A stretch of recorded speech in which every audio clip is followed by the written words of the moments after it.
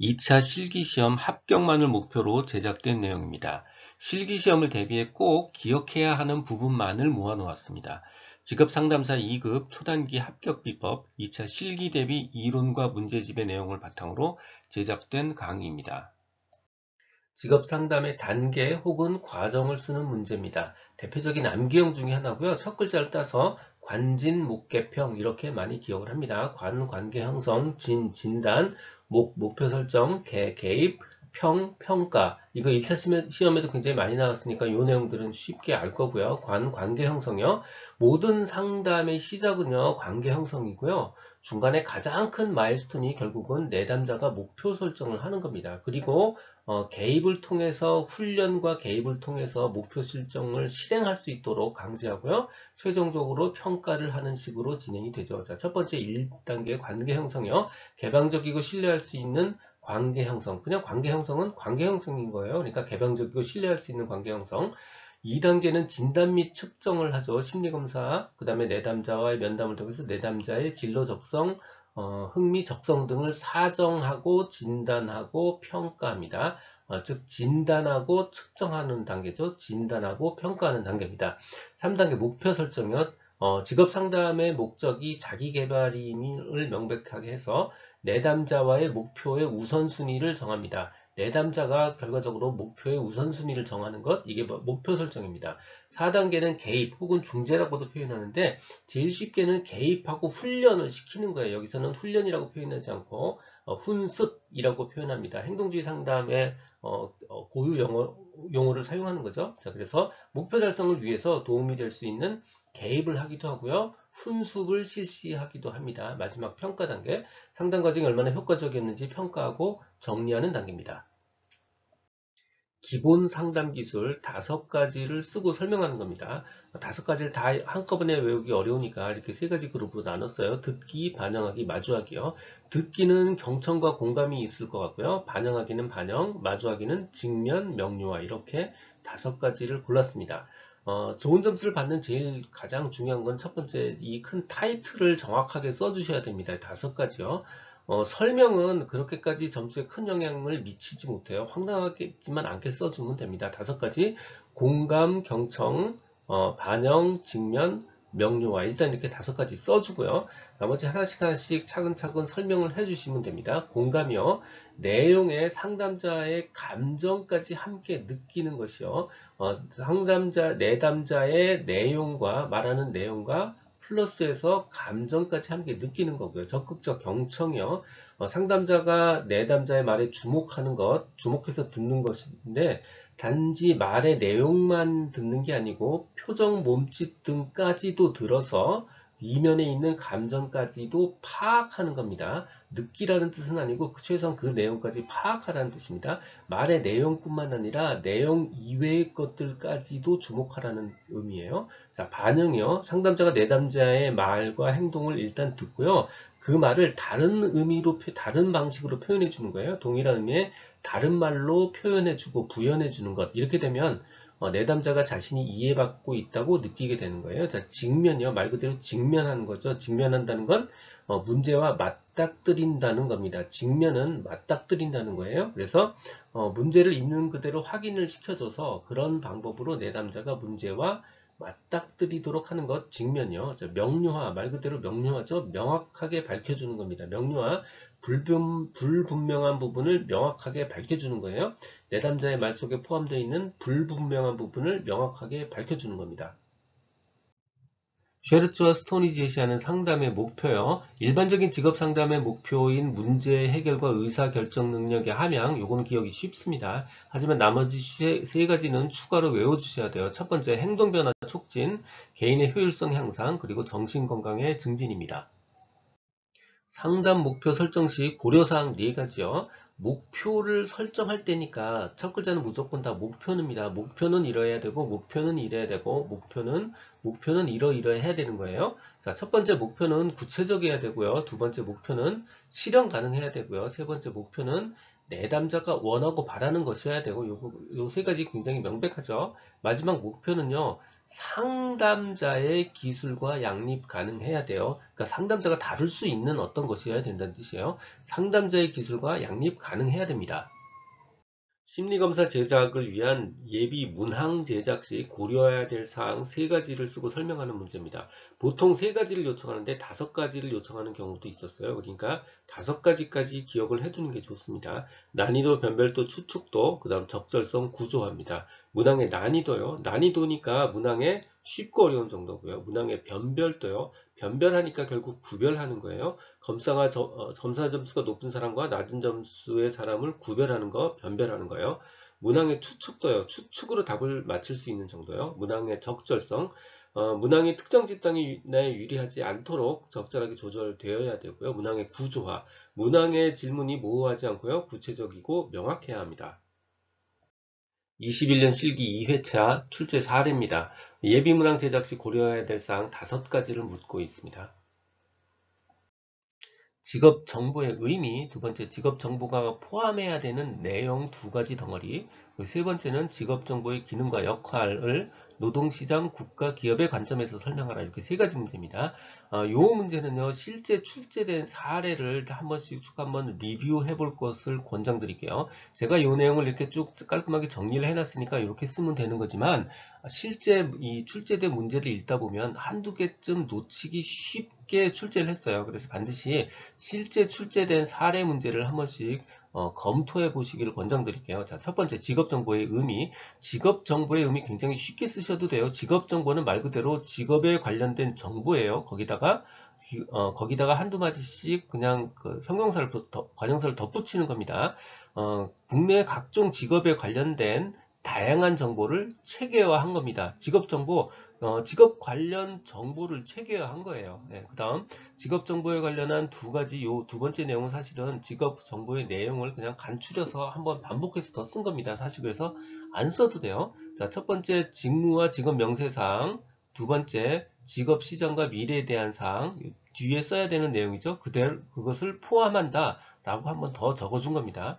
자, 두 번째 문제 직업 정보가 가지고 있어야 되는, 포함해야 되는 내용 2가지입니다. 첫 번째는 직무와 직업 명세사항, 두 번째는 직업 시장과 미래에 대한 사항입니다.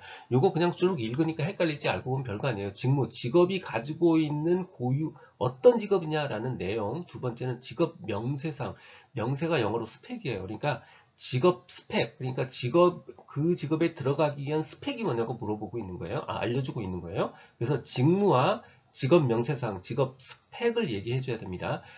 직업별 고유의 직무를 얘기해 줘야 되고요. 두 번째, 진입하기 위한 스펙, 학력, 자격 등의 직업 명세, 직업 스펙을 알려줘야 됩니다. 쓸 때는 스펙이라고 쓰시면 안 돼요. 직무와 직업 명세라고 쓰셔야 돼요. 자, 두 번째 덩어리, 직업 시장에 대한 이야기, 즉 임금이 어떻고 고용 시장이 어떻고 하는 직업 시장에 대한 이야기, 그리고 직업의 미래에 대한 사항을 적어주셔야 됩니다. 자, 첫 번째는 직업 시장에 대한 정보예요. 주로 임금과 고용 동향에 관한 것일 거고요. 직업의 미래에 대한 정보도 포함되어 있어야 됩니다. 다시 정리하면 직무와 직업 명세사항, 두 번째 직업 시장과 미래에 대한 사항, 이 2가지 덩어리가 직업 정보가 포함되어야 하는, 가지고 있어야 되는 내용입니다. 세 번째, 직업 정보의 기능과 역할이요. 노동시장 측면, 기업 측면, 국가 측면에서 설명해야 된다고 그랬죠. 자, 노동시장 측면에는 참가자가 2명 있어요. 첫 번째는 개인이 있고요. 두 번째는 산업이 있어요. 개인한테는 직업 정보가 노동시장 진입 정보를 제공하죠. 아까 직업 명세를 제공하잖아요. 두 번째, 산업에는 노동시장 활성화, 효율화를 제공합니다. 두 번째, 기업의 측면요. 기업의 측면은 이 직업 정보를 알게 되면 합리적인 인사관리, 그리고 안전관리를 촉진할 수 있습니다. 왜냐하면 직무를 잘 파악할 수 있으니까 합리적인 인사관리, 안전관리를 촉진할 수 있습니다. 국가의 측면이요. 한마디로 정책을 도와줄 수 있다는 거죠. 직업 정보를 기초로 해서 합리적인 직업 훈련을 만들 수 있고요. 직업 훈련 정책을 수립할 수 있고요. 고용 정책을 수립할 수 있게 합니다. 심리검사 점수가 분산되어 있는 정도, 흩어져 있는 정도를 판단하기 위해서 사용하는 기준 3가지를 쓰고 설명하라는 내용입니다. 결국 기준 3가지, 결국 범위, 분산, 표준 편차 세 가지를 쓰고 각각의 내용을 설명하라는 뜻입니다. 자, 범위요. 최고 점수와 최저 점수 사이의 거리입니다. 계산은요. 최고 빼기 최저에 플러스 2를 해서 범위를 구해요. 그 폭이 크면 우열의 정도가 커서 분산되어 있는 정도가 흩어져 있는 정도가 큰 거고요. 분산되어 있는 정도가 큰 거고요. 폭이 작으면 수준차가 없이 고르게 되어 있다. 즉 분산되어 있는 정도가 작다라는 뜻입니다. 자, 분산이요. 계산은 편차를 제곱한 다음에 그 모든 편차를 제곱한 값들을 평균한 겁니다. 즉 편차 제곱들의 평균값으로 분산을 구합니다. 편차를 제곱해서 그 모든 값들을 평균을 구해요. 편차 제곱들의 평균이에요. 측정값이 평균값을 기준으로 얼마나 흩어져 있는지를 나타냅니다. 표준 편차요. 조금 전에 구했던 분산값을 루트를 씌운 겁니다. 즉 제곱근을 한 거예요. 다시 표준 편차는 분산을 제곱근을 한 게 바로 표준 편차입니다. 왜냐하면 분산을 계산할 때 제곱을 하기 때문에 그 값이 생각보다 많이 커져 있어요. 그래서 제곱근을 함으로써 제곱근을 통해서 제곱을 다시 풀어줌으로써 원래 크기로 만들어집니다. 즉 평균에서 각 점수들이 평균적으로 이탈한 정도를 의미합니다. 데이비스와 로프퀴스트의 직업 적응 이론에 기초해서 개발한 직업 적응과 관련된 검사 도구 세 가지요. 직업 적응과 관련된 검사 도구 세 가지요. 모두 미네소타에 관련이 있습니다. 그리고 끝자는 다 질문지로 끝나요. 그래서 영어로는 questionnaire입니다. 끝에가 다 Q예요. 자, 첫 번째 미네소타 중요성 질문지 MIQ고요. 두 번째 미네소타 만족 질문지 MSQ고요. 세 번째 직무기술 질문지입니다. JDQ입니다. 사실 영어까지는 기억하지 않으셔도 되긴 해요.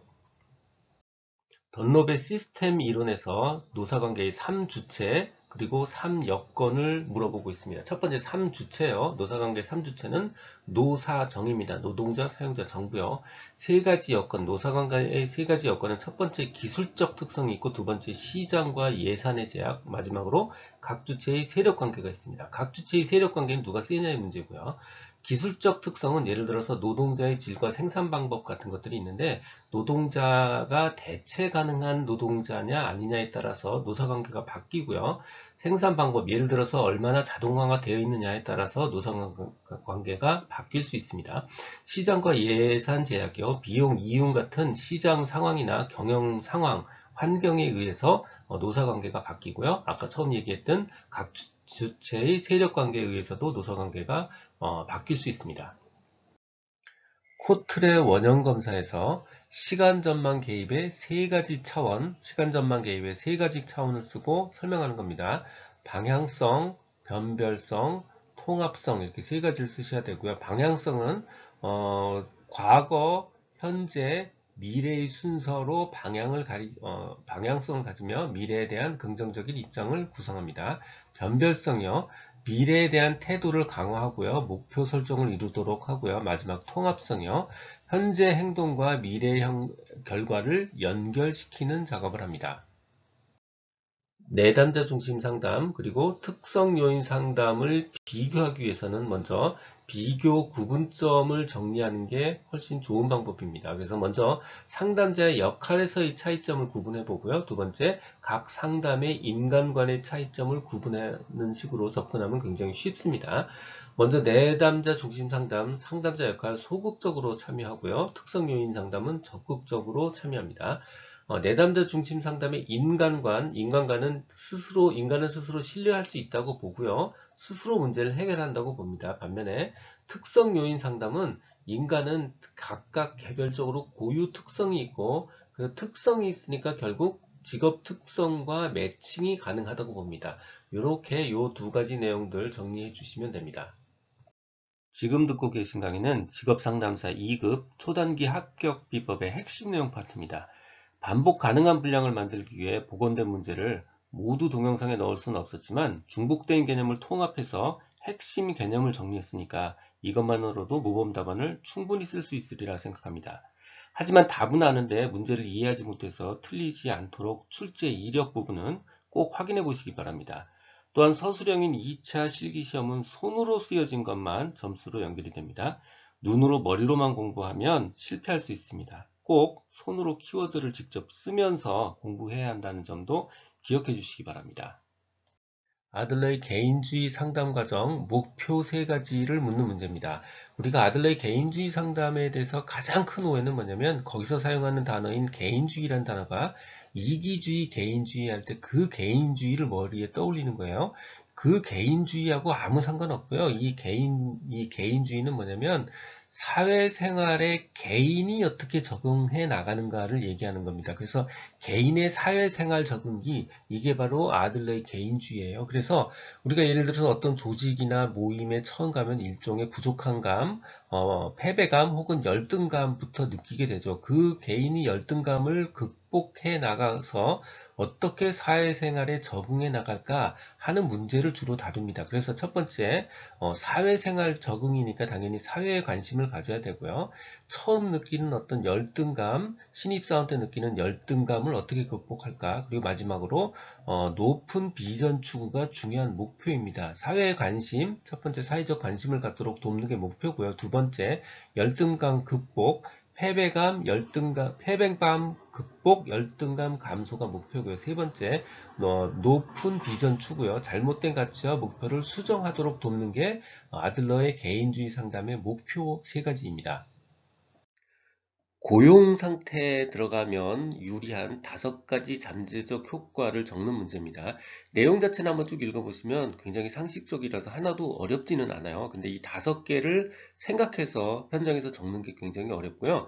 그래서 요 3가지 우리가 인간이 사회적 인간이라는 점에 관련한 요 3가지가 있고요. 우리가 회사나 직장을 다니면 쓸 수 있는 시간을 효과적으로 쓸 수 있는 거, 시간 조직화 효과요. 하루 일과가 규칙적이고 조직적으로 사용될 수 있는 것, 시간 조직화 효과요. 그 다음에 무슨 어떤 활동의 효과, 그러니까 이 일을 통해서 육체적 활동을 하고 의미 있는 활동을 하는 활동의 효과, 이 2가지를 더 더하면 돼요. 자, 우리가 사회적 효과는 자, 첫 번째는 뭐냐면 사회적 접촉 효과가 있습니다. 가족 이외의 사회 사람들과의 규칙적인 접촉이나 교류를 갖는 효과요. 두 번째는 사회적인 신분을 갖는 효과가 있습니다. 한마디로 나 여기 다녀, 나 이런 직장 다녀 이런 거예요. 그래서 직장을 통해서 자신의 정체성을 느끼고 사회적 신분을 갖는 그런 사회적 정체성 혹은 신분 효과가 있고요. 세 번째는 공동 목표 참여 효과가 있습니다. 공동 목표에 참여해서 자신의 가치를 느낄 수 있는 그런 효과가 있습니다. 다시 정리해 보면 사회 관계에 관련해서 3개, 사회적 접촉 효과, 사회적 정체성 혹은 신분에 관련한 효과, 공동 목표 참여 효과요. 그 다음 시간 조직화 효과요. 시간을 조직적으로 사용할 수 있는 거. 그 다음 활동의 효과, 육체적이고 의미 있는 활동을 할 수 있는 거. 이렇게 5가지 정도 준비하시면 됩니다. 내담자의 침묵이 발생하는 원인 3가지를 적는 문제입니다. 보통 한 4가지 정도 생각해 두셨다가 그 중에 3가지 정도 골라서 쓰시면 될 것 같아요. 가장 우려스러운 거 바로 상담자에 대한 저항을 표현하는 거, 상담자에 대한 저항이요. 그 다음에 2번째 케이스는 실제로 뭔가 할 얘기가 없어서 침묵하는 경우도 있어요. 실제로 할 얘기가 없는 경우. 그 다음 뭔가 생각하는 중, 그러니까 혼란스러운 생각을 정리하고 있어서 지금 침묵하는 경우. 마지막으로는 생각이 멈춘 경우, 사고가 중단된 경우 이렇게 4가지 정도 준비하셔서 3가지를 선택하시면 될 것 같아요. 이 문제의 답은 총 9가지를 적어야 되는데 9가지 내용 자체가 어려운 게 아닙니다. 정말 어려운 거는 인간이 이 9가지를 외워야 된다는 게 제일 어렵습니다. 이럴 때 사용하는 가장 좋은 방법이 바로 divide and conquer, 분할 정복법입니다. 이 9가지를 조각조각 몇 조각으로 나누는 겁니다. 자, 어떻게 나누냐면 첫 번째는 학력고사에 관련한 2항목, 손에 관련한 2항목, 공간에 관련한 2항목 이렇게 6가지를 고르고요. 나머지는 사지운동 이렇게 해서 모두 9가지를 정리합니다. 다시 정리할게요. 학력고사 2문제, 손 2문제, 공간 2문제, 사지운동. 학력고사 2문제는요. 수리 능력과 언어 능력이 있고요. 손 2문제는 손가락 정교성, 손의 재치. 그 다음에 공간 2문제는 공간적성, 형태지각입니다. 그리고 사지운동, 사무지각이고요. 지능, 운동 반응입니다. 이렇게 9가지를 기억해 주시는 게 가장 기억하기 좋은 방법 중에 하나입니다. 표준 문제입니다. 일반 적성 검사 GATB에서 측정하는 직업 적성 측정 내용을 설명하시오. 모범 답안은요. 학력고사 2문제, 수리 능력, 언어 능력이요. 수리 능력은 신속하고 정확한 계산 능력이고요. 언어 능력은 언어의 뜻과 개념을 이해하는 겁니다. 두 번째, 손에 관련한 두 항목, 손가락 정교성과 손의 재치입니다. 손가락 정교성은 손가락을 정교하게 움직이는 능력이고요. 손의 재치는 손을 정교하게 조절하는 능력입니다. 세 번째는 공간에 관련한 두 문제입니다. 공간 적성, 공간의 형태의 이해와 2D, 3D의 관계 이해고요. 형태 지각은 도해나 표에 관련한 것을 나타내는 지각하는 능력입니다. 나머지 사지 운동이요. 자, 사무지각, 사무실에서 흔히 사용하는 문자 인쇄물 전표의 내용을 식별하는 능력이고요. 지능입니다. 일반적인 학습 능력, 추리 판단력이고요. 운동 반응, 눈과 손 혹은 손가락을 이용한 운동 능력입니다. 알고 보면요, 일반 직업 적성 검사의 이 모든 항목은요, 우리 일반 사무실이나 일반 현장에서 현장직 근로자분들이 가장 흔하게 사용하는 상식적으로 사용할 수 있는 기술들 9가지를 모아놓은 겁니다. 적정 임금 상승 이 문제는요.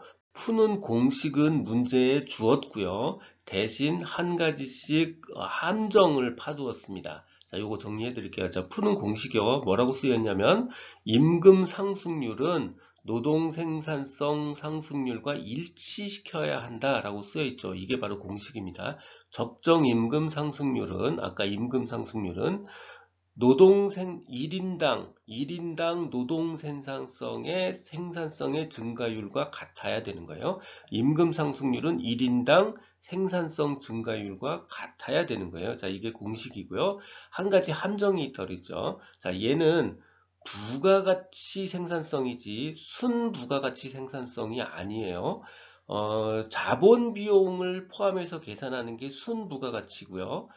그걸 포함하지 않고 계산하는 게 그냥 부가가치입니다. 그러니까 이 문제에서 자본과 비용이 얼마다 이건 순전히 함정입니다. 그러니까 이 문제에서 자본 비용은 그냥 지워버리시면 돼요. 지워버리시고 계산하시면 되고요. 최종 적정 임금 상승률이 1인당 부가가치 생산성 증가율과 같다라는 걸 놓고 풀면 되는 겁니다. 자, 최종부터 정리해 볼게요. 명목 임금률과 결국 1인당 부가가치 생산성 증가율은 같은 겁니다. 자, 그러면 1인당 부가가치 생산성 증가율을 구하면 되죠. 즉 1인당 부가가치 생산성 증가율을 구하면 되는 겁니다. 그런데 1인당 부가가치 생산성 증가율을 구하려면 결국은 1인당 부가가치를 구하면 돼요. 1인당 부가가치 증가율을 구하려면요. 1인당 부가가치를 구하면 돼요. 그런데 1인당 부가가치를 구하려면요. 결국 그냥 부가가치를 구하면 돼요. 부가가치. 자, 요 순서를 그대로 역으로 풀면 되는 겁니다. 자, 해마다 부가가치는 어떻게 구하냐면 그냥 물건 가격에다가 생산량을 곱하면 부가가치가 주어져요. 그래서 17년 부가가치 총액을 구하면 물건 가격 10원에 생산량 100개 곱해서 1000원을 얻을 수 있고요.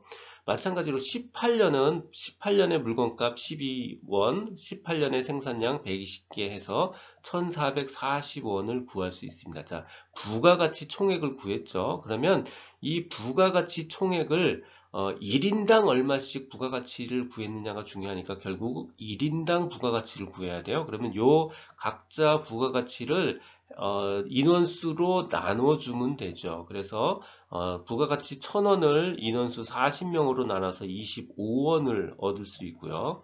마찬가지로 부가가치 1440원을 인원수 50명으로 나눠서 28.8원을 얻을 수 있습니다. 그러면 우리가 1인당 부가가치를 얻었으니까 결국 이 두 개 25원에서 28.8원으로 증가한 증가율을 구하면 됩니다. 증가율은 큰 값에서 작은 값을 빼서 처음 값으로 나눠주면 돼요. 그러니까 28.8에서 작은 값 25를 빼서 처음 값 25로 나눠주면 그냥 0.152 증가율을 얻을 수 있습니다. 요거 퍼센트로 구하면 15.2%죠. 자, 요 1인당 부가가치 생산성 증가율 구했으니까 결국 명목임금률은 15.2%를 상승한다. 이렇게 정리하시면 돼요. 다시 정리할게요. 자, 최종 적정임금 상승률은 1인당 부가가치 생산성 증가율과 같고요. 그거 계산하려면 첫 번째는 부가가치를 구하고요. 자, 두 번째는 1인당 부가가치를 구하고요. 세 번째는 그거의 증가율을 구해요. 그렇게 되면 결국 그 증가율이 명목임금률에 해당하는 겁니다. 슈퍼의 발달적 직업 상담에서 진단을 위한 세 가지 평가 유형 물어보는 문제입니다. 혹은 진단을 위한 세 가지 평가 유형이란 말 대신에 진단의 방법 세 가지 유형 이렇게 물어보기도 합니다. 사실 같은 문제고요. 자, 답은요. 문제의 평가, 개인의 평가, 예언 평가입니다.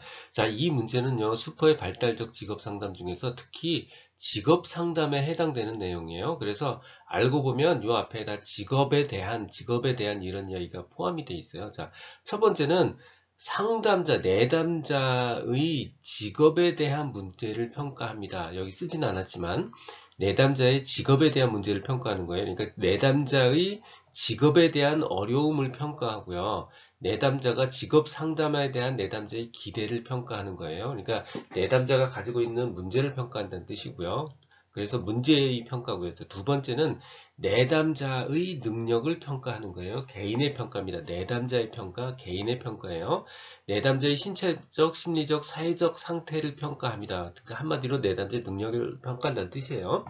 마지막으로는 앞에 했던 문제의 평가, 두 번째 했던 개인의 평가, 즉 문제 평가하고 개인을 평가한 거를 바탕으로 해서 이 내담자가 결국 성공하고 만족할 것인지에 대한 예측 평가, 예언 평가를 하는 겁니다. 다시 정리할게요. 첫 번째 문제를 평가하고요. 두 번째 개인을 평가하고 세 번째 예언을 평가합니다. 문제의 평가는 내담자의 어려움과 내담자의 직업 상담에 대한 기대를 평가하는 거고요. 개인의 평가는 개인을 평가하는 거예요. 그러니까 신체적, 심리적, 사회적 상태를 평가하는 거고요. 예언 평가는 문제 평가와 개인 평가를 바탕으로 해서 이 내담자가 성공하고 만족할 것인지에 대한 예언 평가를 하는 겁니다. 통계 단위의 산업을 결정하는 방법 세 가지를 묻고 있습니다. 즉 통계를 낼 때 쓴다는 뜻이에요. 그러니까 거꾸로 뒤집어서 생각하면 아주 작은 업체 같은 거는 카운트 안 할 수도 있다는 그런 의미일 수도 있어요. 자, 당연히 통계 단위니까 기본적으로 사이즈입니다. 산출물의 크기, 두 번째는 종업원수 임금 설비액, 세 번째는 조사 기간 중 산출액. 요 세 가지 기준이에요. 자, 첫 번째 산출물의 크기요. 첫 번째는 그 생산 단위가 수행하는 주된 산업의 종류에 따라서 산출물의 크기에 따라서 결정합니다. 산출물의 크기에는 부가가치액, 산출액 같은 게 있어요. 이게 1번이요. 자, 2번 종업원 수, 임금급여액, 설비의 정도에 의해 따라서 산업을 결정합니다. 통계 단위를 낼 때요. 마지막 세 번째, 계절에 따라서 산업을 달리할 경우에는 조사 대상 기간 중에 산출액이 많았던 활동으로 산업을 귀속시킵니다. 즉 계절에 따라 산업을 달리하는 경우 조사 기간 중 산출액이 많았던 활동에 따라서 결정합니다. A형, B형 두 가지 유형의 직무능력 검사가 있고요. 각 직무능력 검사에 대한 평균과 표준편차가 제공됩니다. 평균과 표준편차가 제공되고요. 각 유형별로 측정 점수가 제공됩니다. 즉 평균, 표준편차 측정 점수를 가지고 두 가지 유형 검사의 지점수를 구하는 거예요. 지점수 구하는 방법은 측정값, 즉 원점수에서 평균값을 빼서요. 그걸 표준편차로 나눠주면 돼요. A 유형 시험의 경우에 115에서 평균값 100을 빼고요. 표준편차값 7을 나누어주면 2.14를 구할 수 있고요. B 유형 시험 검사 마찬가지입니다. 측정값 혹은 원점수 124에서 평균값 100을 빼고요. 표준편차값 15로 나눠주면 1.6을 얻을 수 있습니다. 이 2.14 혹은 1.6의 의미입니다. A 유형 지점수가 2.14고요. 2.14고 B 유형 점수가 1.6이니까 2.14가 지점수가 더 높으니까 2.14에 해당하는 직무 능력이 더 높다고 판정할 수 있습니다. 교류 분석 상담에서 얘기하는 역동적 자아 상태 세 가지를 쓰는 문제입니다. 내 속에 있는 세 가지 다른 특성의 나를 쓰라는 뜻이에요. 자아 상태 세 가지 기억은 굉장히 쉽습니다. 어버이자, 성인자, 아동자요. 어버이자, 성인자, 아동자. 요것만 쓰셔도 일단 무조건 기본 점수는 받고요. 자, 첫 번째 각각의 어버이자, 성인자, 아동자의 발생 특성에 대해서 한번 정리를 하고요. 그 특성으로부터 만들어진 인지적 특성을 연결해 가면 굉장히 기억이 쉽습니다. 자, 먼저 첫 번째 어버이자요. 부모로부터 물려받은 거예요. 자, 어버이자. 어릴 때 부모로부터 영향을 받은 상태의 자아고요. 부모로부터 물려받았으니까 당연히 가치관, 도덕관 뭐 이런 거에 관련이 있는 거예요. 그래서 주로 개인의 가치관, 그 다음에 가치, 도덕, 신념 같은 데 큰 영향을 미치게 됩니다. 두 번째, 성인자예요. 성이 되어서야 나타나는 자아입니다. 즉 12세 이후에 작동하는 자아고요. 그러니까 당연히 판단, 문제 해결, 조정 이런 거에 해당됩니다. 자, 성인자예요. 12세 이후에 정상적으로 작동하는 자아고요. 첫 번째, 판단, 즉 합리적, 객관적 판단이요. 자, 두 번째는 문제 해결, 문제에 대한 해결책을 찾는 기능, 그리고 중재하는 기능, 즉 중재 조정 기능을 합니다. 이게 성인자고요. 세 번째 아동자요. 주로 감정에 관련된 자아 상태입니다. 감정이요. 어린아이처럼 행동하거나 감정을 그대로 표현한다. 여기서 어린아이처럼 행동한다는 게 유치하다는 뜻은 아니에요. 즉 감정을 잘 표현한다는 뜻이지 유치하다는 뜻은 아니에요. 자, 어린아이처럼 행동하거나 감정을 그대로 표현합니다. 그래서 창의성, 매력, 기쁨 같은 창의성, 매력, 기쁨 같은 것을 특성으로 하는 생각과 행동을 발생시키는 역할을 합니다. 다시 어버이자, 성인자, 아동자예요. 관련 내용은 전자책 버전으로 출판돼서 교보문고, 예스24 등에서 구할 수 있습니다. 전자책이 불편하신 분들, 인쇄 가능한 버전이나 제약 없는 PDF 버전이 필요하신 분들은 제 블로그 공지글에서 구할 수 있습니다. 동영상 아래에 정보창에 링크를 넣어드렸습니다. 연재되는 나머지 실기 대비 강좌는 지금 화면 오른쪽에 나타난 재생 목록을 누르면 필요한 부분 선택해서 공부하실 수 있습니다. 도움이 되셨다면 구독 부탁드립니다. 지금까지 라디캠지기 꾸벅이 박준규였습니다.